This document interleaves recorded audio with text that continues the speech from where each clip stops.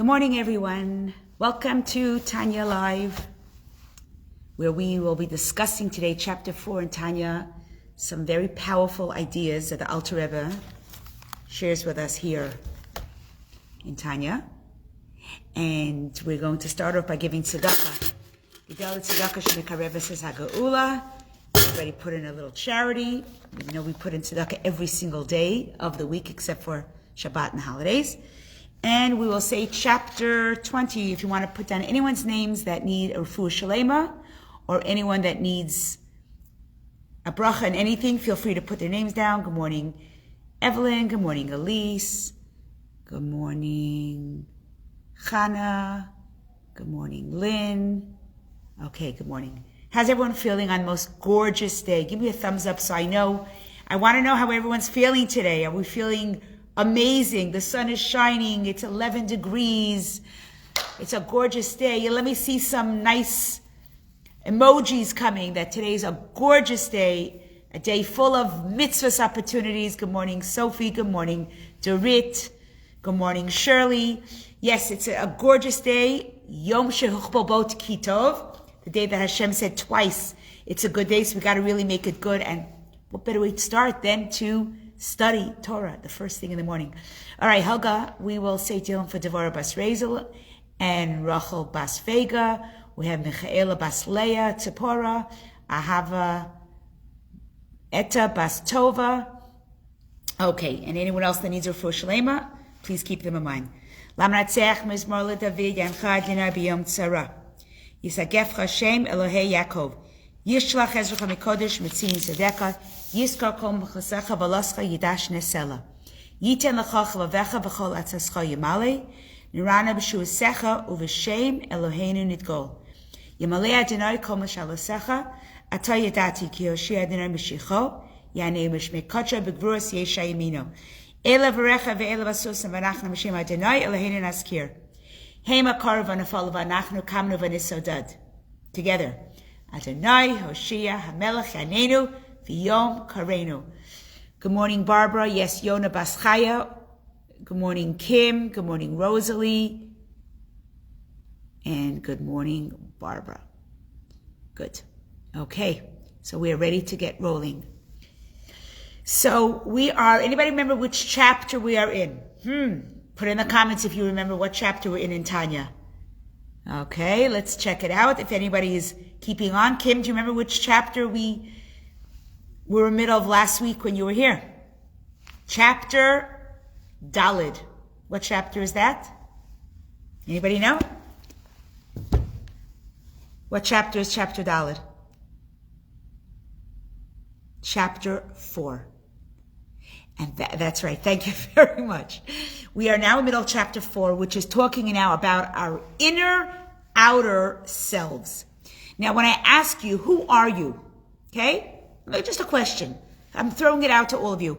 Who are you? Are you described by what you wear? Are you described by your actions? Are you described by your words? Is that who you are? You say, oh, that's not really her. She said something nasty, but that's not really her. Who are you? Who are you? Are you your mind? Are you your intelligence? Your actions? Who are you? Put it down in the comments. I want to know if we're on the same trajectory today, because today we're going to figure out who we are. So when you come out of your house today and you're conquering the world, who are you? Which one?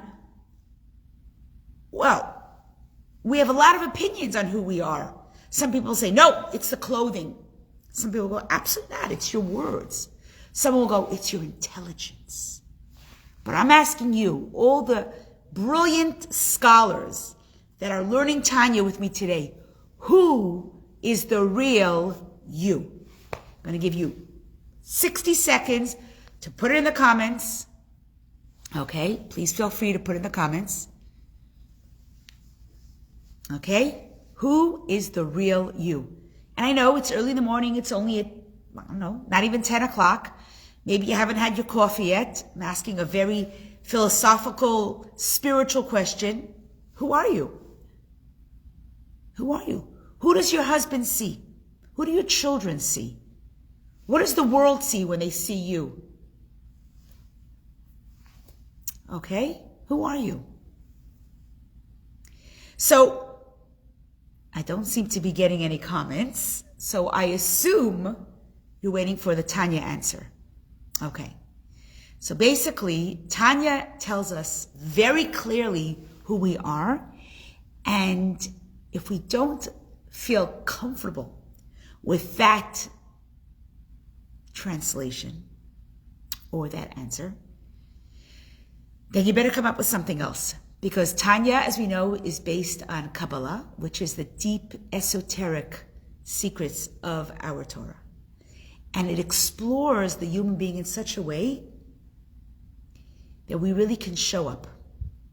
Show up to our families and show up to our community in a very, very real, authentic way. So, we're going to start off by talking about something we spoke about last week. Do you remember we mentioned the levushim, the clothing? And if you recall, the three clothings of a person, it was machshava, which means thought, dibur, which is speech, and action, maaseh, which is action. Machshava, dibur, maaseh. Those are the three levushim of a human being. In other words, each one of you has a neshama, and your neshama comes from a place of God, very, very high place. But do all of us show up every day with that neshama quality, that we're authentically godly, that everything we say is holy and beautiful, and the words we use, and the mannerisms that we speak, and the actions that we do is all pure godly? How many of us show up like that 24/7? Really connecting to Hashem. A piece of Hashem, literally. Do we show up that way? I'll give you a very sincere question. This morning, did you speak to your spouse and your children like Hashem was speaking? Okay, that's a very, very practical question. Was I speaking like a Hashem this morning to my family? Because each one of us is a piece of God. So, was I acting godly today? When something cut me off driving to school, did I accept that properly, peacefully, or did I give a dirty look, like, how dare you? When we showed up trying to get that light and the light changed, what words came out of our mouth? What did we say? Right? If our credit card yesterday, stopped working and we had a big order, how did we think? What was our expression? What was our mannerisms? Was it godly? So we know we have a piece of Hashem. We know that we are Hashem. But how do we act godly? That, the Alter Rebbe says here in Tanya, is only through the three modes of expression.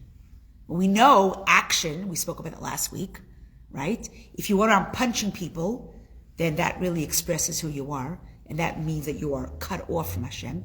If you give tzedakah with your hands and your money, you are right away godly and acting godly. If you daven and say kind words, then your words are godly. But the question that I want to pose today is, what are your thoughts?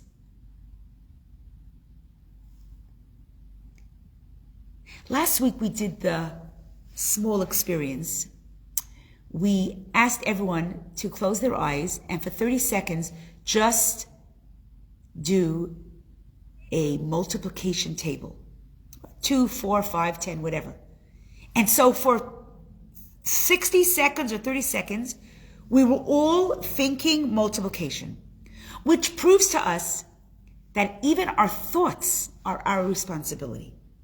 Even though the thoughts are coming, pounding at us nonstop, we are in charge of our thoughts, which means that our thoughts can also be divided. Are we godly? Are we connected to Hashem? or are our thoughts other things?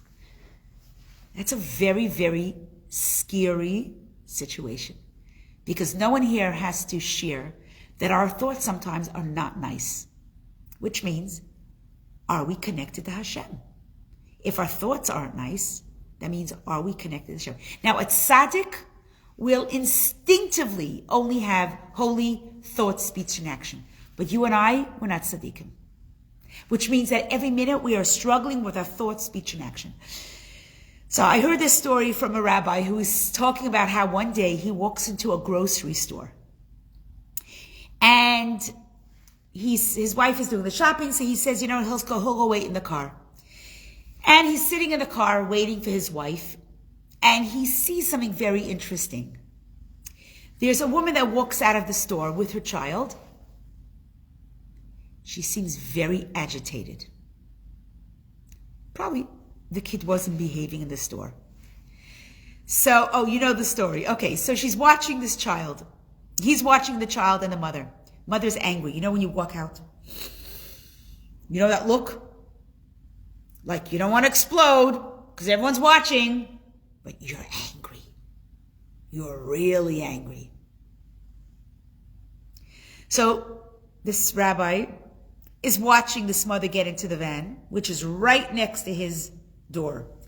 She plumps the child in the car seat, puts on the seatbelt, gets into the car, and before she even has a chance to open the key ignition, she starts to shout at that child.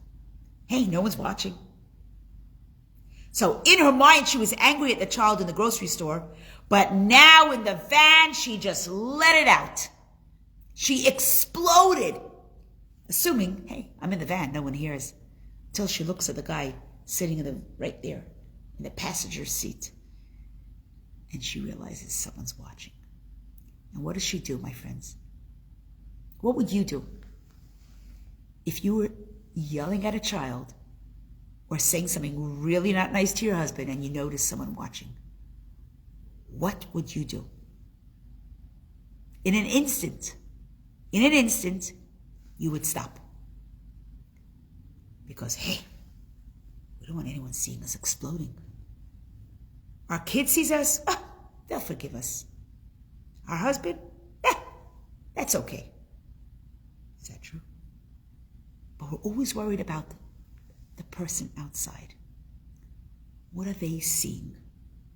Are they judging me?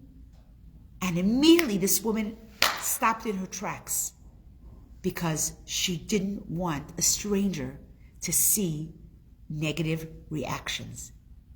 Which proves to us one thing, my friends. The thoughts are in our control. And we can make or stop our thoughts with our own initiative.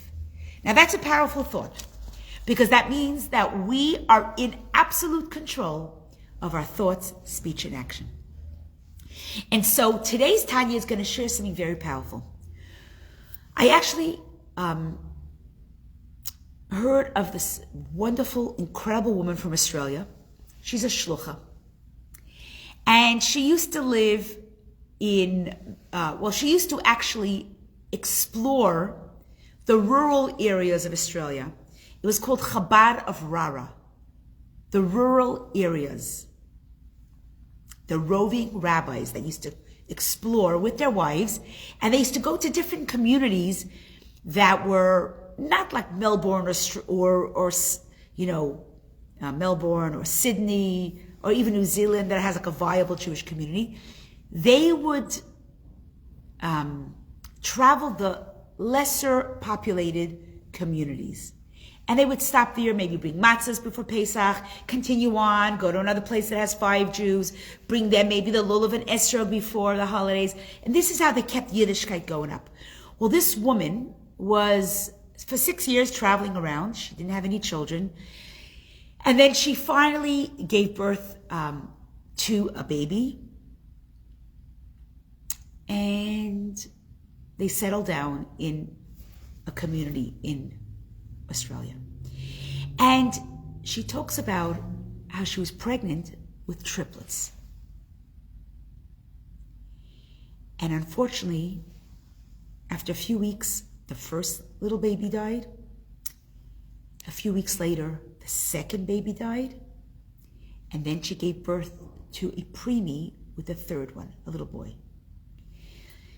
And she talks about the journey of losing these two children and raising a child that was born a preemie. And then she had another pregnancy.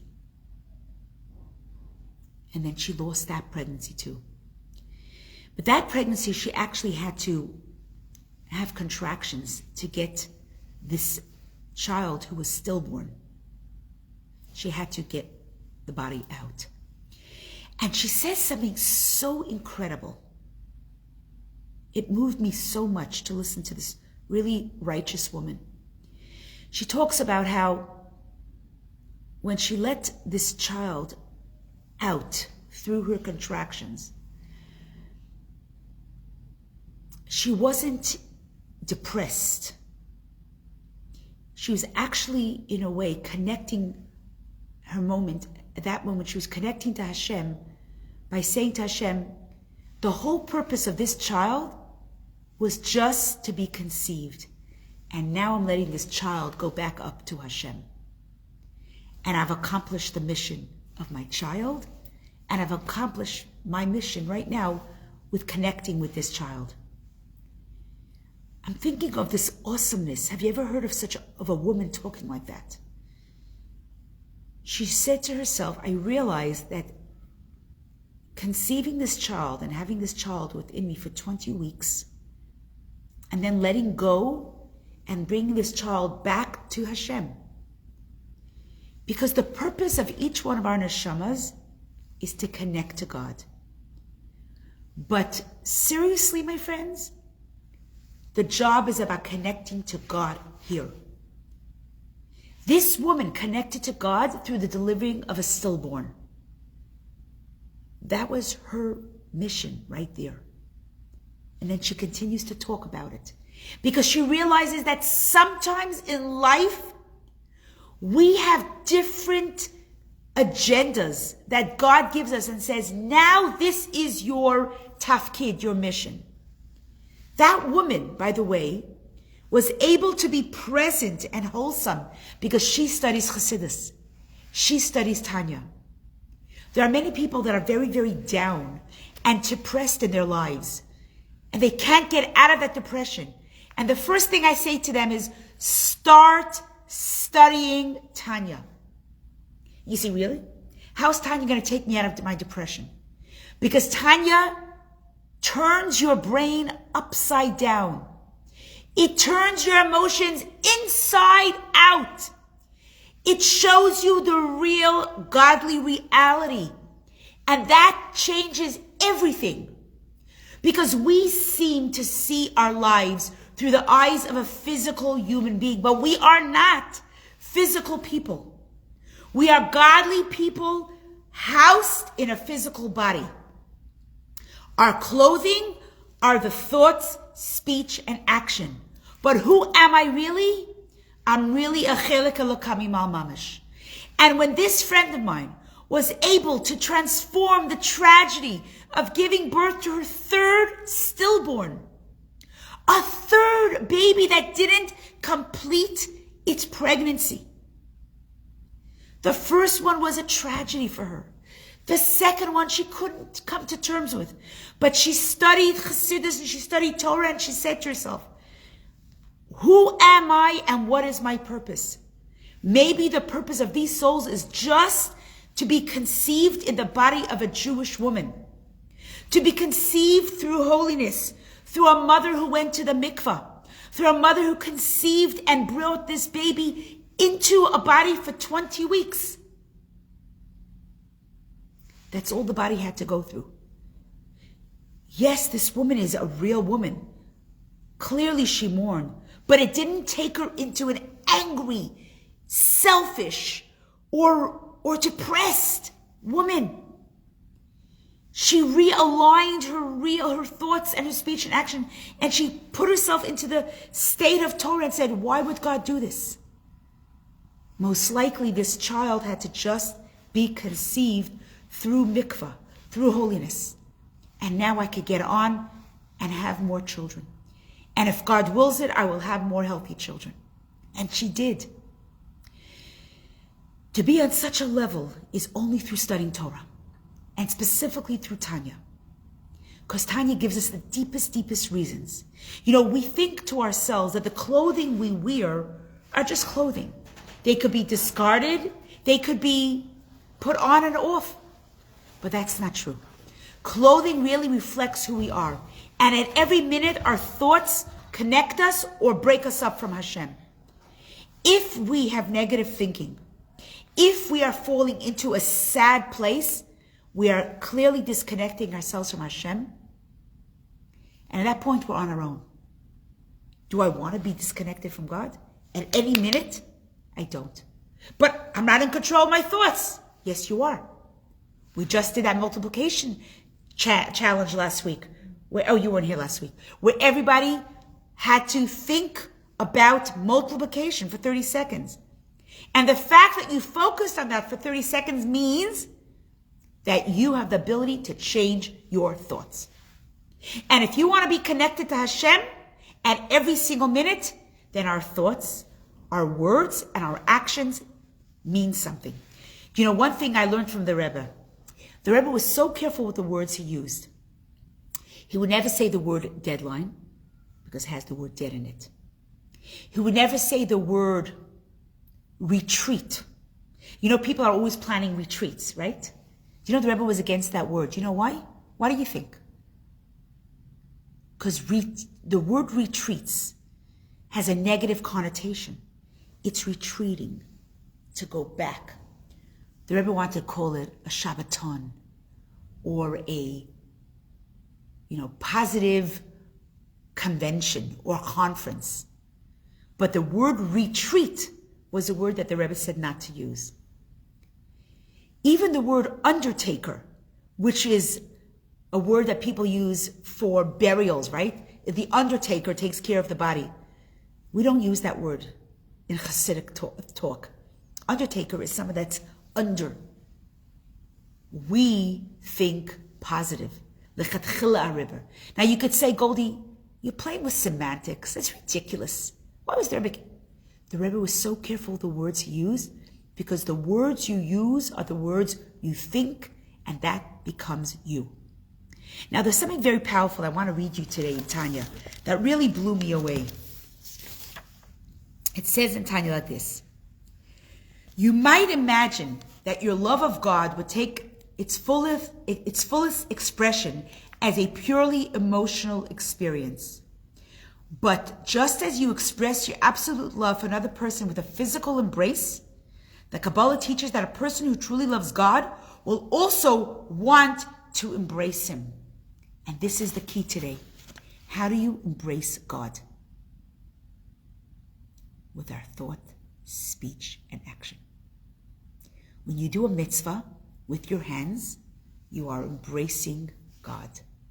When you are davening and saying the Tehillim, you are embracing Hashem. When you think holy, beautiful, positive thoughts, you are constantly being embraced with Hashem. Who does not want to walk around embraced with their God? You walk around sometimes and you see people, maybe you're one of those couples that walks a shul, or you're taking a walk and you're holding your children's hands. I always love seeing families that do that. I do that.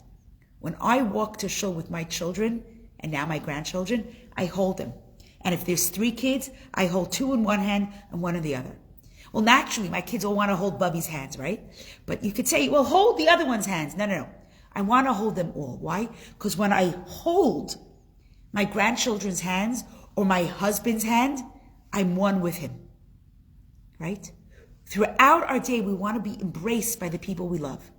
And Hashem says, you can embrace me with your thought, speech, and action.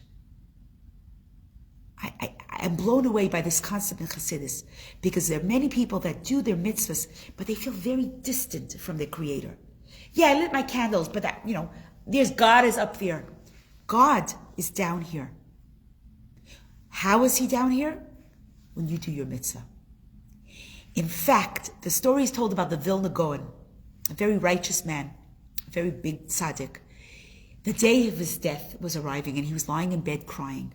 And his student said to him, Vilna Gaon, you're scared to meet your maker? I mean, if you're scared, what are the rest of us supposed to say? The Vilna Gaon said, I'm not scared to meet my maker. I'm crying because the minute I die, I can no longer have my levushim, my garments, connecting me with God. In heaven, I am going to be watching God. I'm going to be surrounding God. I'm going to be learning from God, but I'm not going to be embracing Him. You know when you become one with Hashem?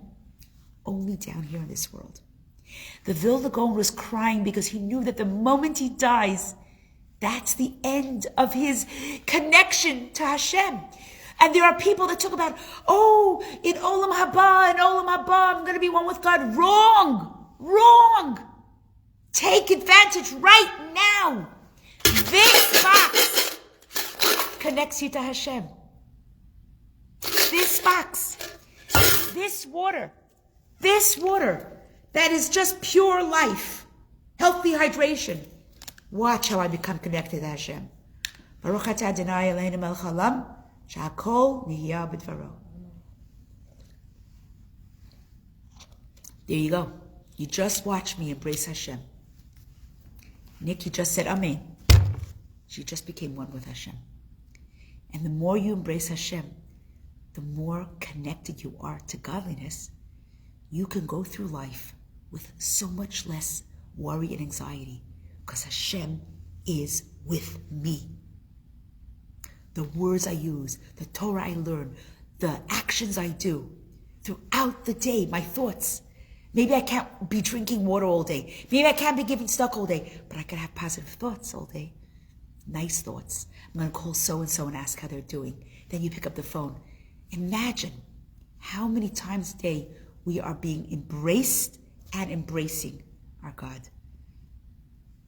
That knowledge can literally release anxiety. Like, we all have anxiety. Every human person has something to be anxious about. But there's a system that heals that. And it works for me. It worked for me when I lost my Zalmi, and it could have sent my family into such a spiraling act of depression, of burying a child. And of course, the sadness is there, but the depression is not. We just celebrated Zalmi's 5th yahrzeit. It could have been a day of sitting at home and kicking furniture and banging and cursing and being angry. God, why? But we transformed that day. We had a beautiful evening here. We brought out a singer, Rabbi New from Florida, who regaled us with music of stories of holiness, of tzaddikim, of the Rebbe. And it lifted not only Zalmi's neshama, it lifted my husband, myself, my children, my grandchildren. All of us were lifted because we know that Zalmi was only meant to be here 15 years. And by connecting ourselves to Chassidus, and through thought, speech, and action, doing mitzvahs for Zalmi's soul, that didn't allow us to fall into a depression. We did 24/7 of that day, focusing on Zalmi's life and mitzvahs, and elevating his soul. I heard a magnificent story of this elderly man who lived in New York. He wasn't like the Vilna Gaon, wasn't known to be a big tzaddik. He was a nice Jew like me and you. And he was in his 90s, and he was having a lot of medical problems. The doctors told his children, we can do surgery. It might extend his life maybe a few more months, but we don't recommend it because he's so old, and it's going to be a lot of pain with the surgery till he heals, and it's just going to give him a few more months. So the family, they were observant Torah family. They said, let's speak to our father. He'll make the decision. Just listen to the father. The father said, my surgery could give me more life. It could give me a few more weeks or a few more months of life. I want to go for it. But they said, Tati, Daddy, you're going to have pain. The recovery is going to be painful. He goes, But if I have a few more days, weeks, months of life, which means I can make more brachos on water, which means I can make more mitzvahs by giving tzedakah every day, of course I'm going to go for it. Once I die, I have no more levushim. I have no more thought, speech, and action. Every second of our life in this world, we have to grab it, my friends. Grab your opportunities that come your way. Someone puts out a hand, give the tzedakah. Someone calls you, they need a meal, make the meal. Someone asks you to say Tehillim, open a Tehillim and say it. We want to grab every minute that we can connect to Hashem. So I want to wish you a magnificent day, full of mitzvahs, machshava, dibur, and ma'aseh mitzvahs. Have a great day.